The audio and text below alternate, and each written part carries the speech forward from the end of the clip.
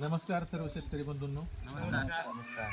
आज तालुका कृषी अधिकारी कार्यालय मोहोळ याच्या अंतर्गत तालुका कृषी अधिकारी माननीय श्री हर्षद निगडे साहेब यांच्या मार्गदर्शनाखाली सोहाळे गावामध्ये तुमचा शिवशंभू शेतकरी गट आहे. या गटाचा आपण आज दशपर्णी अर्क तयार करण्याची मोहीम आपण राबवत आहोत. तर या ठिकाणी आपण 10 वनस्पतींचा पाला गोळा केलेला आहे. प्रत्येकजण आपापल्या समोर ठेवलेला पाला त्याचं नाव सांगेल आणि तो किती आहे ते सांगेल. जाणील किती? 2 किलो. हां सीताफळ 2 किलो. हां हा निरगुडीचा पाला आहे 2 किलो. गुळवेल 2 किलो. करंजी 2 किलो. एरली पाला 2 किलो. गुळवेलचा पाला 2 किलो. पपईचा पाला 2 किलो. कडुलिंब 5 किलो. कनेरी 2 किलो. ओके. तर हे सगळे पाला आपण 10 वनस्पतीचा पाला प्रत्येकी 2-2 किलो घेतलेला आहे आणि लिंबाचा पाला हा 5 किलो घेतलेला आहे. शेण खास गाईचं शेणखत किती? 6 किलो. 5 किलो. देशी गाईचं गोमूत्र 5 लिटर. ओके. दशपर्णी अर्क म्हणजे काय केलं होतं? दशपर्णी अर्क म्हणजे काय? तो कसा बनवायचा? तो कसा बनवायचा, किती दिवस आपण तो ठेवायचा आणि तयार झाल्यानंतर तो वापरायचा कसा, किंवा आपण तो किती दिवसापर्यंत साठवून ठेवू शकतो, हे महत्त्वाचं आपण आज ह्या कार्यक्रमामध्ये शिकणार आहोत. तर दशपर्णी अर्क म्हणजे काय? तर दशपर्णी अर्क म्हणजे 10 वनस्पतींचा पाला. ह्या 10 वनस्पती अशा आहेत की ह्या 10 वनस्पतींचा पाला कुठल्याही प्रकारचं जनावर खात नाही. बरोबर आहे? शेळी खात नाही किंवा गाय म्हैस कुठल्याही जनावराला खात नाही. तर यामध्ये पहिल्यांदा आपण 10 वनस्पती कुठल्या हे आपल्याला माहीत असणं गरजेचं आहे. तर एक वाक्य ध्यानात ठेवायचं. एक गुरु सिकपक निगा. त्यामध्ये ए म्हणजे एरंड, क म्हणजे कडुलिंब, गु म्हणजे गुळवेल आपण घेतलेला आहे, रो म्हणजे रुई, सी म्हणजे सीताफळ, क म्हणजे परत कनेर, प म्हणजे पपई, नंतर क म्हणजे करंज, नि म्हणजे निरगुडी किंवा घाणेरी, आणि घाणेरी, नि निरगुडी आणि घाणेरी. निरगुडीचा आपण त्या ठिकाणी केलेला आहे. हां इथं. तर ह्या 10 वनस्पती आहेत. ह्या 10 वनस्पतीचा पाला प्रत्येकी 2-2 किलो घ्यायचा. फक्त कडुलिंबाचा पाला आपल्याला किती घ्यायचा आहे? 5 किलो घ्यायचा आहे. आणि यामध्ये देशी गाईचं चांगलं ताजं शेण जे आहे हे 5 किलो घ्यायचं. 3 ते 5 किलो घेतलं तरी चालतं. आणि गोमूत्र ताजं हे 5 लिटर घ्यायचं. ह्याच्याबरोबरच आपल्याला 2 किलो हिरवी मिरचीचा ठेचा आणि 2 किलो लसूण बारीक करून घ्यायचा आहे. त्या सगळ्या पाला आपल्याला प्लास्टिकचा ड्रम एक घ्यायचा 200 लिटरचा. त्या 200 लिटरच्या ड्रममध्ये आपल्याला साधारणतः 170 लिटर पाणी घ्यायचं आणि त्या 170 लिटर पाण्यामध्ये आपल्याला हे सगळे पाले भिजत घालायचे आणि एक एक पाला हा टाकायचा. दररोज सकाळी आणि संध्याकाळी आपल्याला हा टाकलेला पाला ढवळून घ्यायचा आणि दिवसभर सांगतो हा आपल्याला नंतर झाकून ठेवायचा. एखाद्या गोंडपाटाने झाकून ठेवायचं. पावसाचं पाणी त्यामध्ये जाऊ नये म्हणून वर प्लास्टिकचा कागद झाकून ठेवायचा. साधारणतः आपल्याला 30 ते 40 दिवसापर्यंत हे रोज सकाळ संध्याकाळ हलवायचं. 30 ते 40 दिवसानंतर आपला दशपर्णी अर्क तयार होतो. तर हे झालं दशपर्णी अर्क म्हणजे काय, त्यामध्ये कुठल्या वनस्पती घेतल्या जातात, किती घेतल्या जातात आणि दशपर्णी अर्क कसा तयार करायचा. आता तयार झालेला दशपर्णी अर्क आहे हा चांगला वस्त्रगाळ करून घ्यायचा, म्हणजे चांगलं फडक्याने गाळून घ्यायचं आणि हा आपल्या पिकांवरती फवारण्यासाठी वापरायचा. तर तयार झालेला हा दशपर्णी अर्क आहे. किती प्रमाणात वापरायचा? तर 1 लिटर पाण्यामध्ये 5 मिली ह्या प्रमाणे घ्यायचा. आपला पंप साधारणतः 20 लिटरचा असतो, पाठीवरचा पंप. त्याला 20 100. तर 100 मिली आपल्याला हा दशपर्णी अर्क घ्यायचा. आता ह्याचा उपयोग काय होतो? तर दशपर्णी अर्क हा मुख्यतः पिकावरती ज्या रस शोषण करणारे किडे असतात, जसे की मावा आहे, तुडतुड आहे, फुलकीड आहे, काही ठिकाणी ज्या काय आळ्या असतात ह्या आळ्यांच्या सुद्धा निर्मूलनासाठी आपल्याला हा दशपर्णी अर्क वापरतो. आता तयार झालेला हा दशपर्णी अर्क हा किती दिवस आपल्याला साठवून ठेवता येतो? तर चांगला गाळून गार थंड हवेच्या ठिकाणी किंवा झाडाखाली सावलीमध्ये जर ठेवला तर साधारणतः हे 6 महिन्यापर्यंत टिकू शकतो. 6 महिन्यापर्यंत आपण हा दुष्परिणाम अर्क मी आत्ता सांगितलेल्याप्रमाणे 1 लिटरला 5 मिली या प्रमाणात पाण्यामध्ये मिक्स करायचे आणि आपल्याला पिकावरती फवारायचे. हा जो दुष्परिणाम अर्क आहे हा दुष्परिणाम अर्क 2-3 प्रकारचं काम करतो. एक म्हणजे हा कीटकनाशक म्हणून, जसं आता मी तुम्हाला सांगितलं ह्यामध्ये तुडतुड आहे, फुलकिडा आहे, मावा आहे, रस शोषण करणाऱ्या किडी, आळी, ह्याच्यासाठी आपण म्हणजे हा कीटकनाशक म्हणून काम करतो. त्याचप्रमाणे बुरशीनाशक म्हणून सुद्धा काम करतो. काही ज्या बुरशी वाढलेल्या असतात, पावडर मिल्ड्यू असेल किंवा इतर कुठली किंवा करपासारखे रोग येतात त्याच्यावर सुद्धा आपण हा वापरू शकतो. आणि तिसरं म्हणजे हा टॉनिक म्हणून सुद्धा पिकाला आपल्या चांगल्या प्रकारे काम करतो. त्यामुळे दुष्परिणाम अर्क जो आहे हा अतिशय उपयुक्त आणि कमी खर्चातला आहे. त्याला काय ह्या सगळ्या वनस्पती आपल्याकडे उपलब्ध आहेत, त्याला काय पैसे द्यायची गरज नाही. त्या वनस्पती फक्त आपण गोळा करायच्या आणि तयार करायच्या. बाजारामध्ये तुम्हाला कितीतरी प्रकारचे औषधं उपलब्ध होतात, त्याचे तुम्हाला पैसे द्यावे लागतात. पैसे द्यायचे, नंतर ती फवारणी करायची, शिवाय ते सगळे रासायनिक आहेत आणि त्यामुळे आपल्या शरीरावरती त्याचे दुष्परिणाम होतात. काय काय औषधं असे आहेत की ज्याच्या वापराने आपल्या शरीराला कॅन्सरसारखे आजार होतात. तसंच या जे काही वैरणी असतात, वैरणी आपण जनावरांना आपल्या खाऊ घालतो, बरोबर आहे, धान्य उत्पादन झाल्यानंतर, तर जनावरांना सुद्धा त्याची विषबाधा होऊ शकते.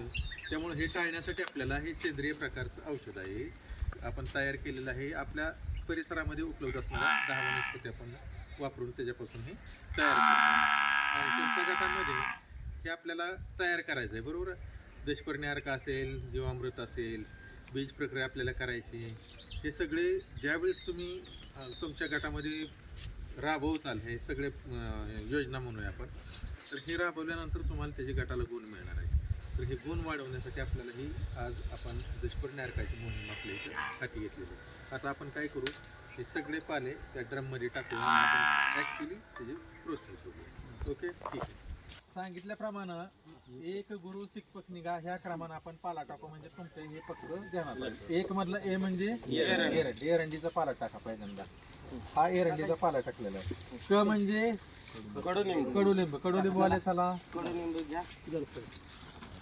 टाका. कडुलिंबाचा पाला 5 किलो घ्यायचा. कडुलिंब आलं. हां. एक मधला कडुलिंब पहिला एक गुरु. टाका ते पण. गुळवेला थांबा. गुळवेला काय आपण म्हटलं होतं, गुळवेल. आला गुळवेल तिथला. आला बघा. हा, गुळवेल. गुळवेला आला. हा, नंतर रुई आणा 2 किलो. रुई कोणाकडे आहे? 1 गुरु. सी शिकपक निघाला. म्हणजे सीताफळ. सी. हा. क म्हणजे करंजी चाना.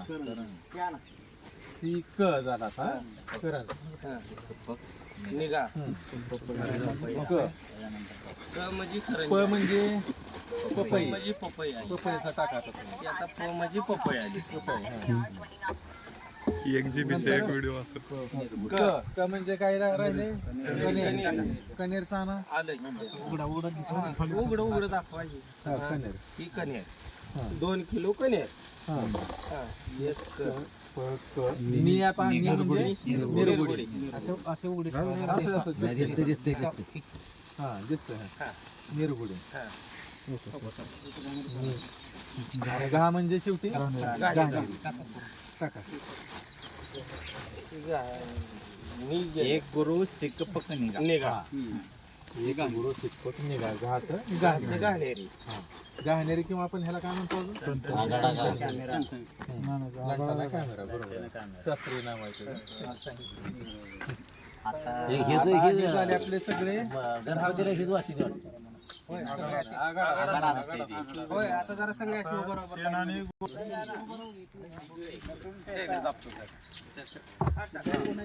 आता या ठिकाणी मिरची आणलेली आहे. मिरची पण आपण टाकतो. 2 किलो. 2 किलो टाकायचा. ठीक आहे, उपलब्ध असेल. आता काय करा, एका पाठीमध्ये शेण घ्या आणि पाणी टाकून हे करा, रबडी करा जरा. गोमूत्र आहे गाईचं. गाईचं गोमूत्र आहे. गाईचं देशी गाई. पाण्या नाही.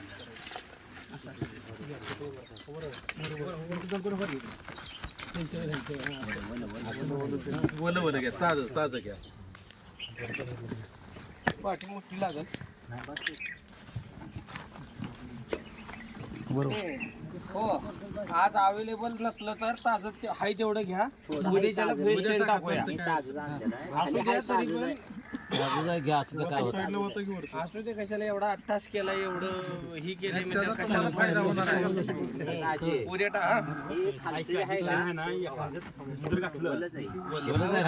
खत झाली.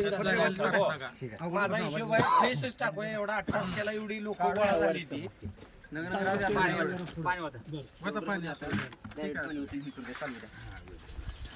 उद्या काय करा, ज्याच्याकडे गाय आहे त्याच्याकडून काय किलो 2 किलो येते तेवढं उपलब्ध द्या. देशी गायचं गोमूत्र देशी गाय. जर्सी गायवाला एक पण नाही, सगळे देशी गाय. चांगलं आहे. सेंद्रिय शेतीला महत्वाचं वरदान गाईचंच आहे, देशी गाईचं.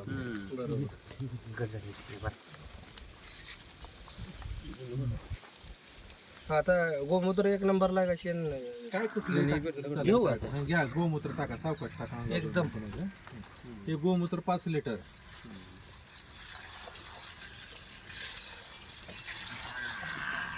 ओके. आता शेण घेतलंय त्यांनी, कालवलेलं आहे शेण. चांगलं टाका ते सावकाश टाका.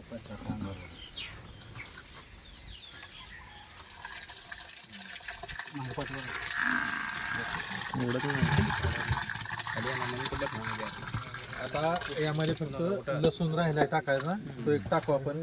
पाणी आणा आता, सगळ्यांनी आणा पाणी. एक बकेट आणा भरून.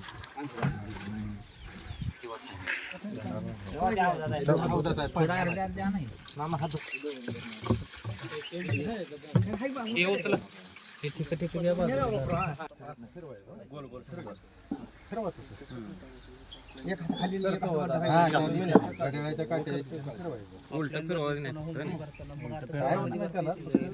उलट फिरवाय आळी जन्माला इथे उलट केलाय प्रयोग आम्ही. त्यानं उलट सावच फिरवलं ऋषीनं. माझं सरळ फिरवलं तर माझ्या आळी झाली नाही, त्यात आळी झाली. आता सुरुवातीला तयार आहे. त्याच राऊंडने फिरवलं लागते. उलट फिरवायचं. घड्याळाच्या दिशेनं. आता हे काय करा, गोठमटानं झाकून ठेवा. पावसाळ्यात फक्त पावसाचं पाणी ह्यात जाऊ देऊ नका. ते नाही कापड आपलं ते कापड किंवा आपलं गोंडपाट हे असं ते आणा. आता तुम्हाला सांगू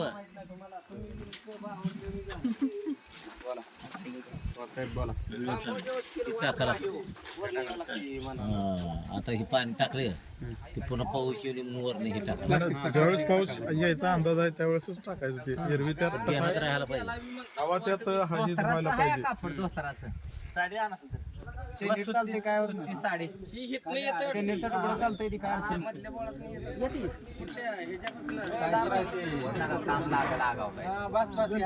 यातलं फक्त पाणी घ्यायचं आणि ओ साहेब इरगळते पूर्ण ही पाला आता. कुजून जाते सगळं.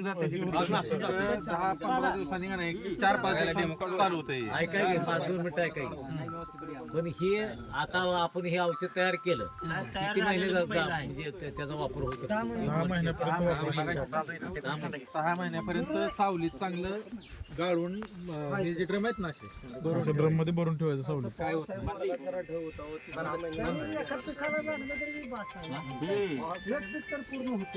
अरे सगळ्या कुठल्याही पिकाला चालतंय हे. असं तयार हे करायला नाही. किती दिवस? हे सगळं कसं 1 महिना लागतो, 1 ते 1.5 महिना.